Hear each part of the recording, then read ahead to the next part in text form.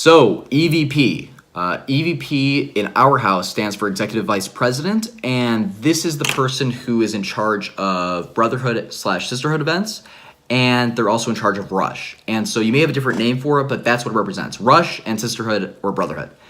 And so the first thing that I believe is essential to this position is that you have to figure out what your goals are, and you have to figure that out with the actual chairs that are in charge of it.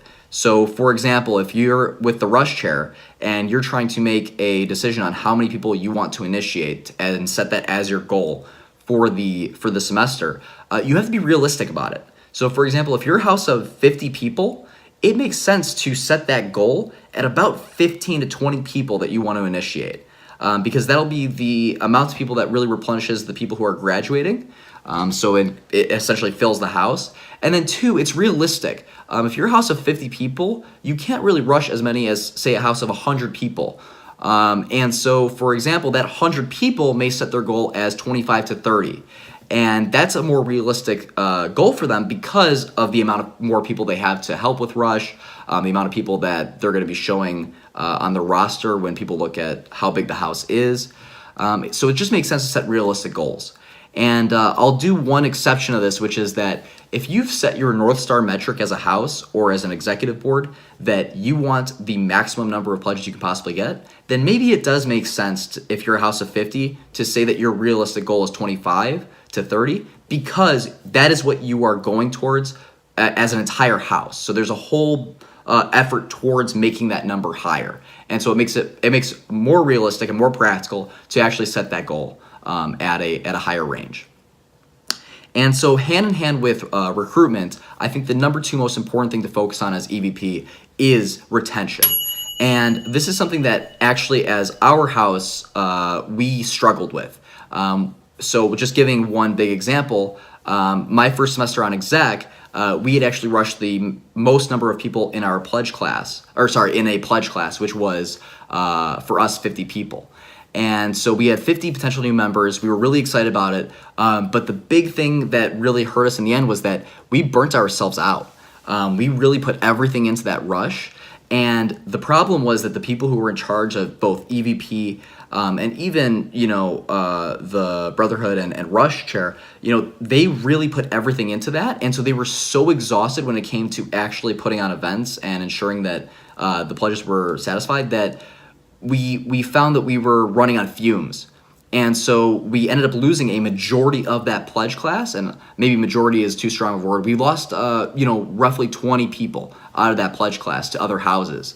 And so it turned out for the best because we ended up getting people who really cared about the house. But we learned an important lesson, which was that you have to finish, right? And so you have to be able to not only rush those people, but be able to ensure that they have a good pledgeship experience. And so for us, from now on, we realized that, okay, we need to have something in place so that not only do we have enough funds to actually, make a good pledgeship, but also have the people in place who are really just focused on retention, or people who are just focused on rush and recruitment. And so, although it worked out in the end, we lost a ton of guys to other houses. And so the moral of the story there is that you really need to finish and be consistent throughout the process of pledgeship, from rush until initiation. And so, as a side note for sororities during formal rush, I get that this is a completely different process. So, for example, I don't know how it is at your university, but at University of Illinois in Urbana-Champaign, it is a formal rush. So the girls are not able to have too much influence directly on PNMs, so potential new members. But what I've found is that as far as retention goes after formal rush, you do have influence on the actual pledge class process, right? I guess pledgeship process, right?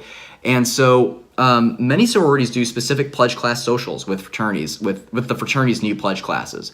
And by incorporating some specific sisterhood events, that can ensure really good retention with new pledge classes. So, for example, at U of I, a lot of the houses do a older person / grandma bar crawl. And I think that incorporating those types of specific events, maybe not that specific one, because maybe the older pledge classes do it, but having a specific pledge class bar crawl or pledge class event for the new pledge class that none of the other house does can really be unique to their pledgeship experience and really keep them as members when they want to initiate.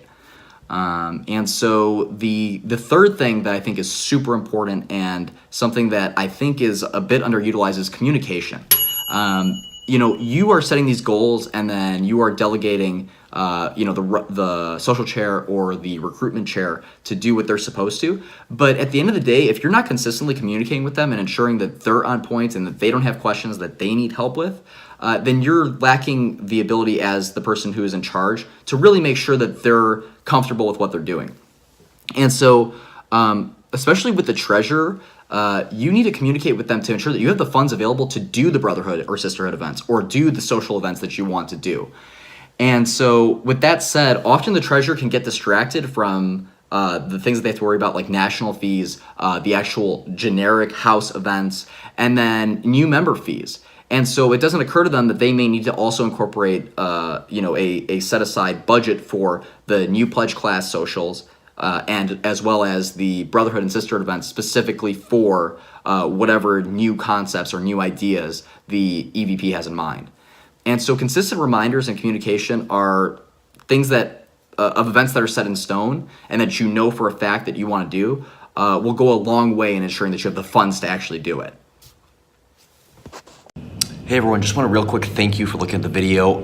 Please mention in the comments anything that you want to see content-wise, whether it has to do with recruitment, helping with social, your position, more on the positions, something about personally that you've had to deal with that you would like some clarification on how to approach it, anything really. And then thank you for having patience with me on trying to figure out what exactly to do with these videos and how to edit it, how to produce it in the right way where it's entertaining but also super educational and valuable to the people involved. Thank you again so much. Look forward to seeing you soon.